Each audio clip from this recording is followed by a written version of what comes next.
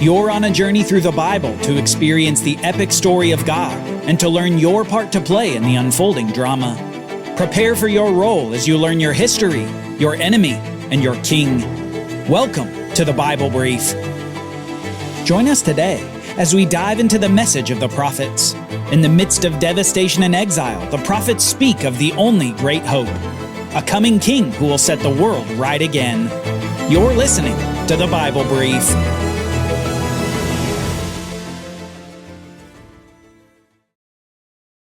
Has God forgotten his promises? Those great big promises, and especially those to Abraham and David? Has he forgotten the seed that was promised to the very first woman? This one through whom all the nations of the world would be blessed. The one who would rule on David's throne in an everlasting kingdom. Have all God's promises come to naught? Has God forgotten?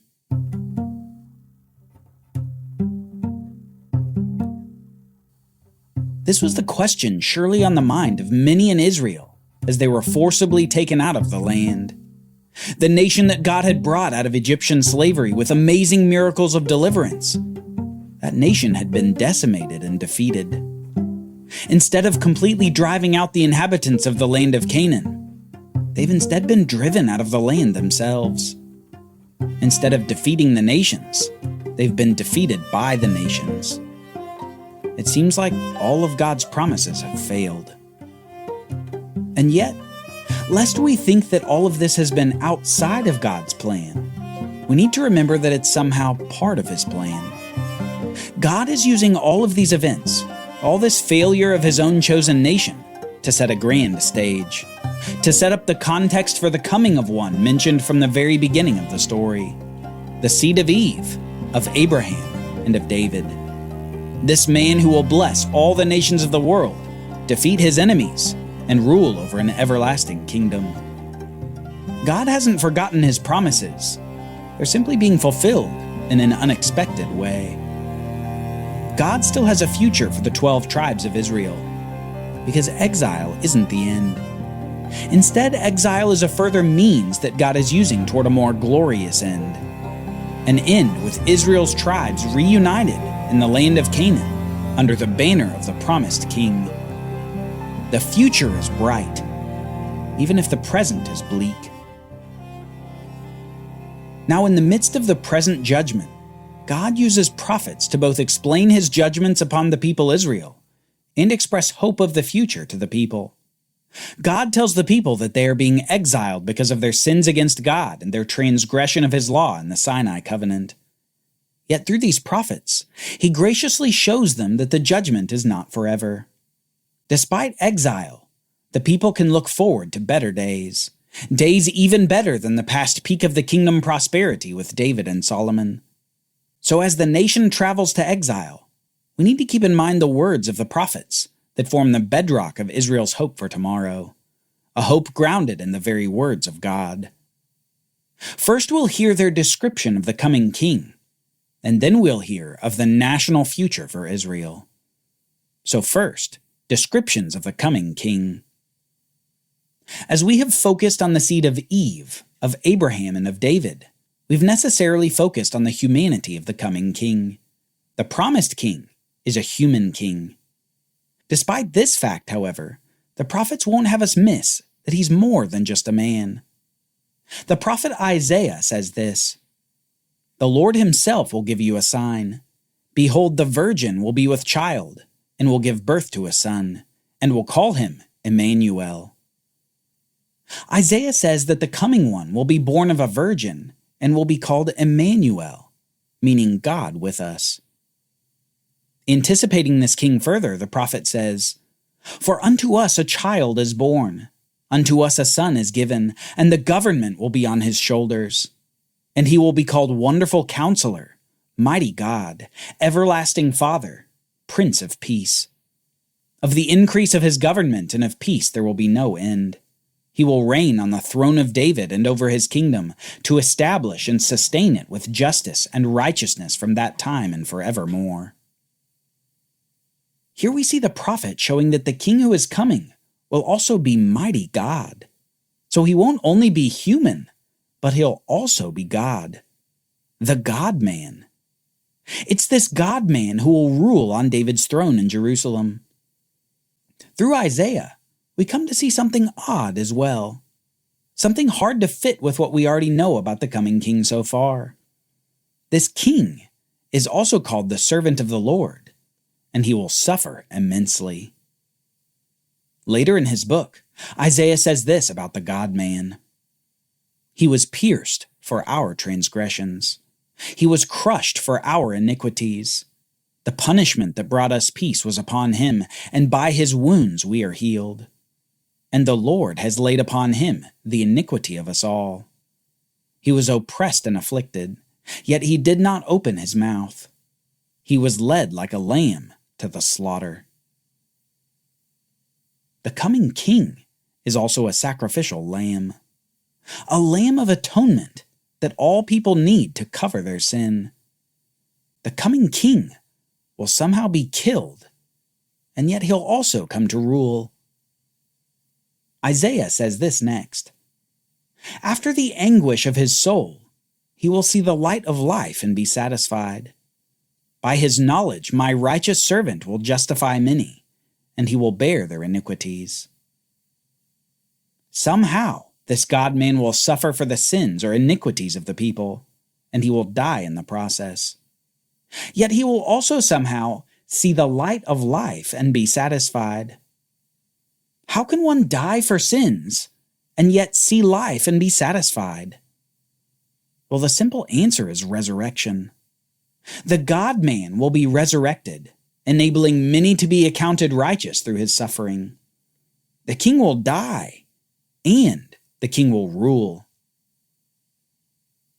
In just 3 short passages from Isaiah, we can learn a lot about this future king. He will be born of a virgin. He will be called God with us. He will be called Mighty God and the Prince of Peace.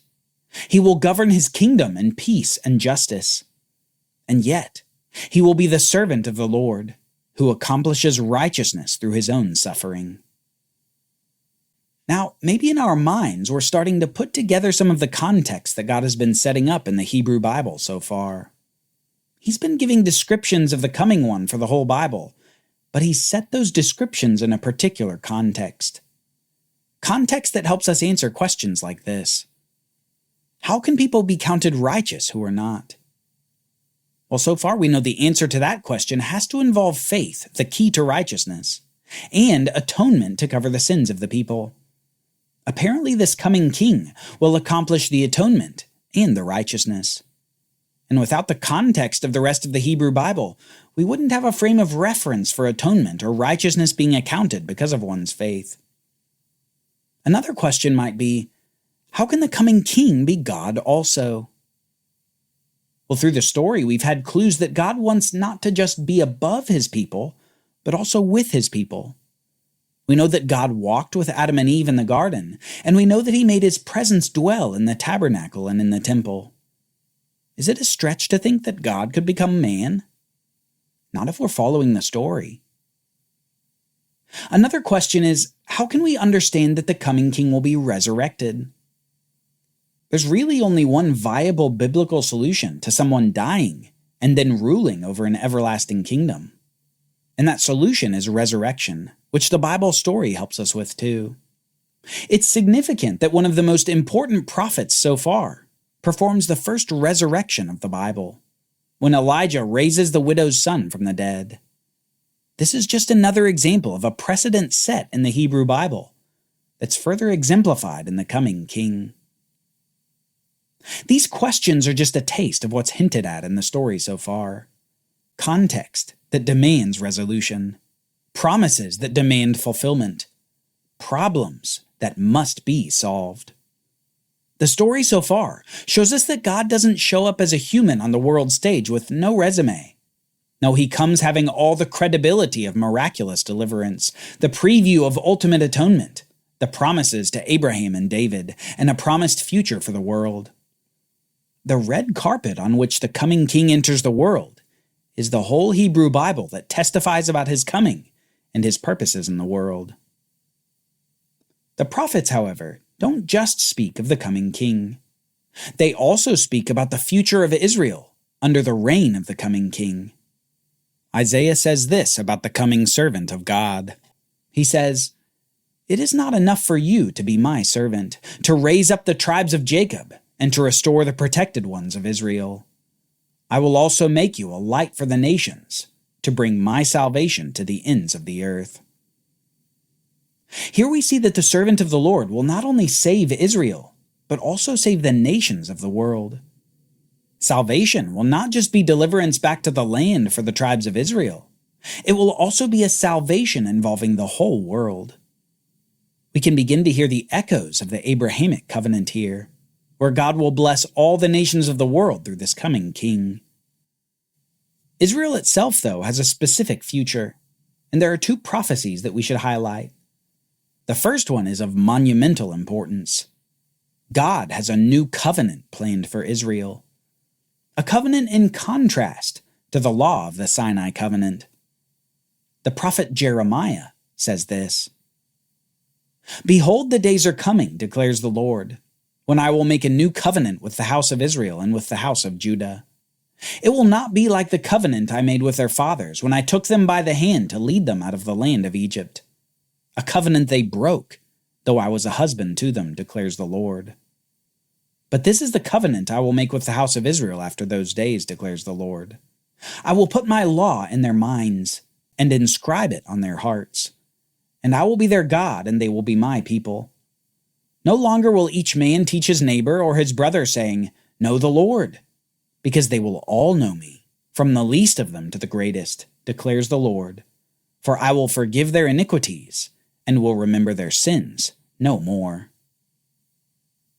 In days ahead, God is going to make a new covenant with the tribes of Israel. He's going to actually write his law on their hearts. He's going to somehow change them from the inside out so that they can follow God from the heart, instead of trying to live up to the external code of over 600 laws that he gave them. The Sinai covenant is going to be decommissioned in favor of a new and better covenant. We need to keep our eyes out for this as we move on in the Bible story. In days coming, we're looking forward to a new covenant. Finally, this same prophet gives an expectation of the near future for Israel too. A future that they can count on in the short run, as they look forward to the fulfillment of all the amazing promises that God's given through the prophets so far. Though the kingdom of Judah heads to Babylon in exile, they yet have a hope for the future. Listen to this time frame that the prophet communicates. This is what the Lord says. "When Babylon's 70 years are complete, I will attend to you and confirm my promise to restore you to this place. For I know the plans I have for you, declares the Lord, plans to prosper you and not to harm you, to give you a future and a hope." Though Babylon has defeated the kingdom of Judah, here we see the time frame of Judah's exile in Babylon. It's going to be 70 years until a remnant of the people returns to the land. God gives them hope, and he has a future for them. Through the prophets, we discover that God hasn't forgotten his promises. Sin hasn't won, and God hasn't been defeated. God has plans for the nation yet to be accomplished, plans for prosperity and not for harm, to give you a future and a hope. The plot of the Bible isn't over. Instead, it's thickening. God's promises are coming to the brim and beginning to spill over. He's preparing Israel and the world for something big. Something as monumental as God becoming man. Join us next time as we explore the time of the exile. Judah is in Babylon, but God is still working to bring the kingdoms of the world to their knees before his everlasting king. For Bible readings, reflection questions, and quizzes, don't miss the Bible Brief app. Available on iOS and Android, so you can go deeper into the story.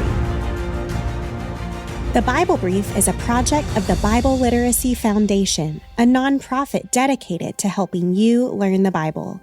Give to support the Bible Brief by visiting BibleBrief.org or tap the Give link in the show notes. Thank you for supporting the Bible Literacy Foundation.